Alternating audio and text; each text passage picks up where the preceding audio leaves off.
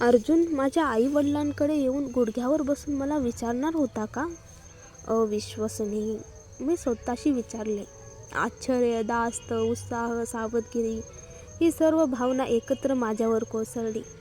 मी आईकडे पाहिलं आणि तिने एकदा पुन्हा तिचे रहस्यमय हसू मला दिले. आम्ही शेवटी गुलाबाच्या फुलांचा गुलदस्ता व्यवस्थित वासीत लावला. आई खुर्चीत उभी राहिली आणि ॲटिक वासीत टेबलाच्या मध्यभागी ठेवून माझ्या जवळ बसली. तिने माझा हात धरून म्हटले, माझा फक्त तुझा आनंद पाहण्याचा हेतू होता श्रेया. मी पाहू शकतेस की तो तुझ्यासोबत असताना तुला किती आनंद होतो. जरी तू तुझ्या खऱ्या भावना लपवण्याचा प्रयत्न करत असशील, मला ठाऊक आहे की तुझ्या अंतःकरणात तू अजूनही त्याच्यावर प्रेम करतेस. पण तुला पुन्हा दुखावले जाण्याची भीती आहे. पण आपण होकार दिला आणि अर्जुनला तुला विचारण्याची परवानगी दिली, तरी शेवटी निर्णय घेणे तुलाच आहे की तुला त्याला स्वीकारायचे आहे की नाही. मी फक्त तुला सांगत आहे, त्याला एक संधी दे आणि त्याच्या विचारण्याला जीवघेणा बनव. मी आईकडे गोंधळलेले पाहिले. तिने थेट सांगितले नाही, पण अर्जुनला त्रास देण्याची सूचना दिली का? पालखीतून मुलीच्या खोलीतून येणारे हलके रडण्याचे आवाज ऐकले आणि मी अचानक सोफा सोडून शिवालीला उचलायला धाव घेतली. मी तिला हातात घेतलाच की तिने लगेच रडणे थांबवले. तुला आणि अर्जुनला एक मूल आहे. त्याला अजून खरा काही माहीत नाही. पण एक दिवस जेव्हा तू त्याला परत घेण्यास तयार होशील, तर तुझ्या मुलीचा खरा अस्तित्व सांग. आईने सांगितल्यावर ती सोफा सोडून माझ्या गालावर किस दिले. शिवालीलाही तिने तसंच केले आणि नंतर खोली सोडली. आज माझ्या विश्रांतीचा दिवस होता, त्यामुळे मी संपूर्ण दिवस शिवालीसोबत घालवला. ज्या काळात मी तिच्यासोबत नव्हते, मी तिला आंघोळ घालून कपडे बदलले. त्यानंतर मी तिला नोकराणीकडे सोडले. जेव्हा ती फीडिंग बॉटलवरून दूध घेत होती, मी तसंच संधी घेतली आणि जलद आंघोळ केली. त्यानंतर मी तिला घराच्या विस्तृत बागेत चालायला नेले. निळ्या निळ्या आकाशाने स्वागत केले. सूर्याची हलकी उबदार किरण त्वचेवर पडली. मी हिरव्यागार लॉनवर चालत होते आणि हातात हलणारी शिवाली. बागेत पोहोचल्यावर मला लक्षात आले की मी एकटी नव्हते. माळी गवत कापण्यात आणि फुलं पाणी घालण्यात व्यस्त होते. माझ्या डोळ्यांनी गुलाबाच्या झुडपांकडे झेपावले, जिथे एक उभा, मजबूत, मस्क्युलर पुरुष माझ्यापाशी पिठासमोर उभा होता. तो साधा पांढरा टी-शर्ट घालत होता, जो घामाने ओला झाला होता आणि त्याच्या मस्क्युलर पाठीवर पॅक केला होता. तो इतका उंच आणि बागेत विसंगत वाटत होता. माझ्या आईवडिलांनी नवीन लँडस्केपर घेतला का? हा प्रश्न माझ्या मनात घोळत होता. मी त्याच्याकडे चालत गेले.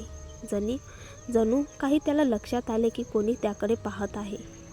त्याने डोळे माझ्याकडे वळवले. त्याचे हसरे हसणे माझ्या ओठावर थंड धक्का दिला. माझ्या गुडघ्यांना थरथराट आला. सुप्रभात, अर्जुनने मला ग्रीट केले. त्याचे हसू विस्तृत झाले. परिपूर्ण दात दिसून आले, जे कुठल्याही टूथपेस्ट जाहिरातीच्या मॉडेलसारखे होते. मालकाच्या घरात त्याला पाहून मी अजूनही धक्क्यात होते, म्हणून त्याचे अभिवादन दुर्लक्षित केले आणि विचारले, येथे काय करत आहेस? काम करत आहे, त्याने अस्वस्थपणे उत्तर दिले. खांदे हलवत त्याने शिवालीकडे वळून पाहिले. त्याच्या डोळ्यात आकाश फटके फुगेसारखे प्रकाश चमकले. बघ कोण आला आहे. शिवालीने हात हलवले आणि अर्जुनकडे तिला घेऊन जाण्याचा प्रयत्न केला. मी मनात डोकं हलवलं. ती खरंच डॅडीची मुलगी आहे. मी तिची आई असूनही ती अजूनही त्याच्यावर जास्त प्रेम करते. माझे हात घाणेरडे आहेत, तुला उचलू शकत नाही, अर्जुनने शिवालीला सांगितले. तिने लगेच हसू बंद केले आणि चिडलेली नजर टाकली. अर्जुन मागे सरकला आणि शिवाली रडू लागली. तिला रडवलेस? मी म्हणाले. मी शिवालीला हातात धरून तिला शांत केलं. मी रागावलेले नव्हते, पण मला राग आला की ती त्याच्यासोबत असताना मला दुर्लक्षित करते. दोघांची स्वतःची एकच दुनिया आहे. जेव्हा मी अर्जुनकडे पाहिले, त्याने माझ्याकडे आश्चर्यचकितपणे पाहिले. मला पण उचलायचं होतं, पण मी घाणेरडा आहे. कदाचित दुसऱ्या वेळी करेन, त्याने खेद व्यक्त करत सांगितले. तो उठून गुलाबाच्या झुडपांकडे परत गेला आणि काम सुरू ठेवले. मी उभी होते, तोंड किंचित उघडलेले. त्याने काय म्हणाले? भविष्यातली सासरसमोर. खरंच काय? मी रागवलेली भुवया कुरवाळत त्याच्याकडे चालले. येथे काय करत आहेस? मी जोरात विचारले. मी सांगितलं ना, काम करत आहे, त्याने न पाहता उत्तर दिलं. ही तुझी ऑफिस नाही अर्जुन, मला माहीत आहे. आज माझा दिवस मोकळा आहे, म्हणून मी येथे आले आहे.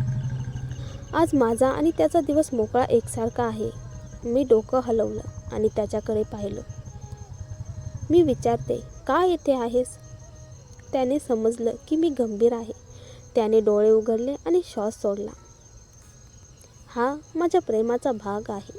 मी तुझ्या कुटुंबाची सेवा करेन जोपर्यंत तुला पुन्हा माझ्या पतिपथावर आणेन. मी विश्वास न ठेवता त्याकडे पाहिले. मी हळूच चहूकडून म्हणाले, तुला कदाचित काही वर्ष किंवा दशक थांबावं लागेल. शताब्दीही थांबायला तयार आहे. त्याने गंभीर चेहऱ्याने सांगितलं. करायचं आहे ते कर. मी तुला थांबवणार नाही, पण तुला सांगते, तुला मिळवायला सोपे नाही. मी त्याकडे वळून चालायला लागले. माझा मागचा भाग त्याने पाहिला, जोपर्यंत मी त्याच्या दृष्टिक्षेपातून बाहेर गेले. मी सरळ स्वयंपाकघरात जाऊन पोहोचले. तिचे पसरलेला मोहक सुवास नाकात शिरताच पोटात कावकाव झाले. सकाळपासून काही न खाल्ल्यामुळे भूक अगदी असह्य झाली होती. अर्जुन तो क्षणभर विसरला. आता मला फक्त नाश्ताच आठवत होता. एका तरुण मोलकरणीने मला पाहून हसत अभिवादन केले. मीही हसून प्रतिसाद दिला. मॅडम श्रेया, तुम्हाला नाश्त्यासाठी काय हवंय? ती हात धुत म्हणाली. व्हेज सँडविच, दही आणि एक ग्लास दूध. मी थोडं लाजत म्हणाले. मला तिच्यासोबत नाश्ता बनवायला मदत करावीशी वाटली, पण शिवाली माझ्या हातात असल्याने मी फक्त पाहतच राहिले. मला काहीतरी गोड खायचंय, फळ असतील तर, मी विचारलो. नोकराणीने फ्रीज उघडला. ॲपल, ॲव्होकाडो, ॲप्रिकॉट, आंबा, चेरी, सुची तर संपायचीच नामशेष. फक्त ॲपलचा स्लाईस, द्राक्ष आणि लिची चालेल, मी ठरवून म्हणाले. Right away madam. मी मोठ्या ब्रेकफास्ट टेबलवर बसले. एवढ्या मोठ्या जागेत फक्त मी एकटी. आई बाबा एके फॅमिली फ्रेंडच्या पार्टीसाठी गेले होते. दुपारपर्यंत परतणार नव्हते. आजी सलूनला गेली होती. माझे 6 भाऊ, आरव, रेयान, शिशान, विमान, आयान सगळे कामावर. आज घरभर शांतता.